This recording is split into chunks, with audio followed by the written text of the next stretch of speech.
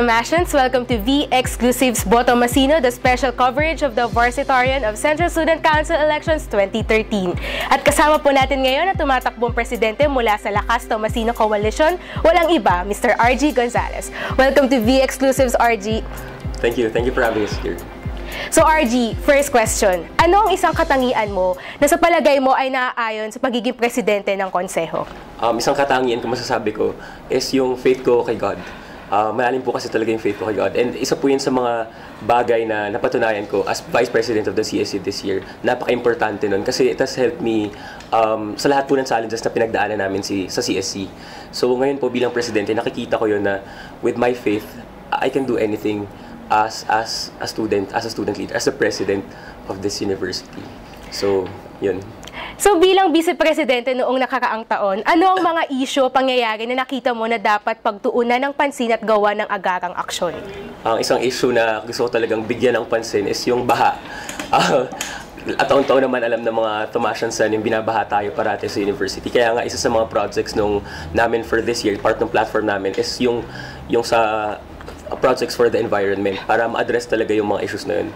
You're given the choice kung i-enjoy ba natin yung baha taon-taon o as students, gagawa tayo ng paraan para masolusyonan natin yung issue ng baha. So RG, taon-taon na inaabangan ang pagkakapasa ng Students' Code sa UST. Ano ang mga hakbang na gagawin mo kung sakaling maihalal ka sa pwesto para masiguro na maipapasa na ito? Maganda. Ang gagawin ko this year, tinake into consideration ko din yung mga ginawa ng mga past presidents, no? From Kuya Ney Villaseñor to Ruby Dawan. Ang gagawin ko this year, yung pinaka-specific kong gagawin is gagawa ko ng ad hoc committee. As president, I have that power to create a committee na ang focus talaga niya is for the passage of the Students' Code. Given the progress kasi nakakausap namin si Father Rector, very positive siya with the Students' Code. At I see no reason kung bakit hindi natin siya may papasa this year.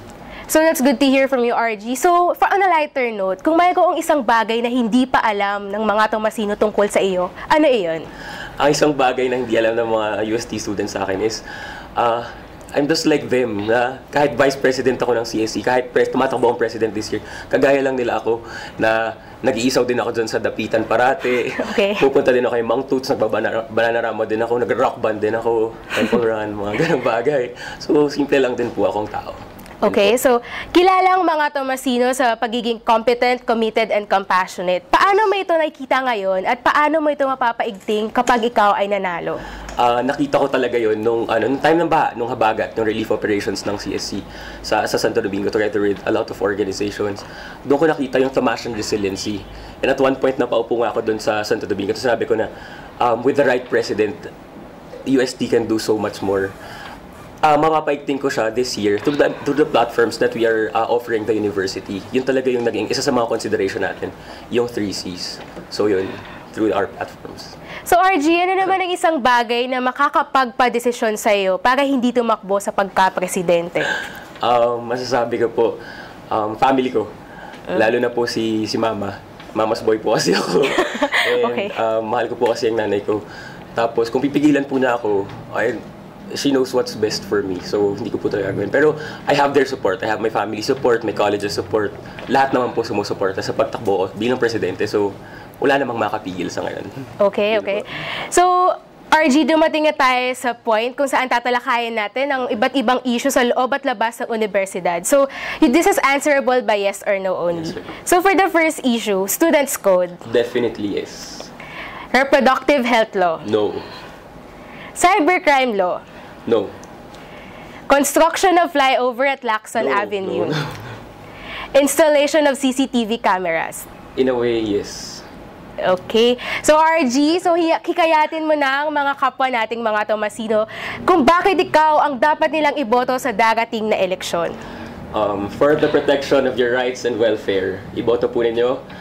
Ako po si Raymond Angelo RG Gonzales from the College of Rehabilitation Sciences, your Central Student Council President under the banner of Lakas Tomasino Coalition.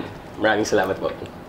So maraming salamat RG Gonzales for being with us here. Thank you. Para sa ibang detalye kaugnay ng CSC Elections 2013, bisitahin ang aming website sa www.varsitarian.net. I-like kami sa Facebook, sundan kami sa Twitter at Tumblr at panoorin kami sa YouTube. Tomasino, ikaw ay matalinong mamboboto at karapatan mong bumoto para sa pagbabago. Ito po si Luisa Mamaradlo para sa V Exclusives Boto Masino 2013.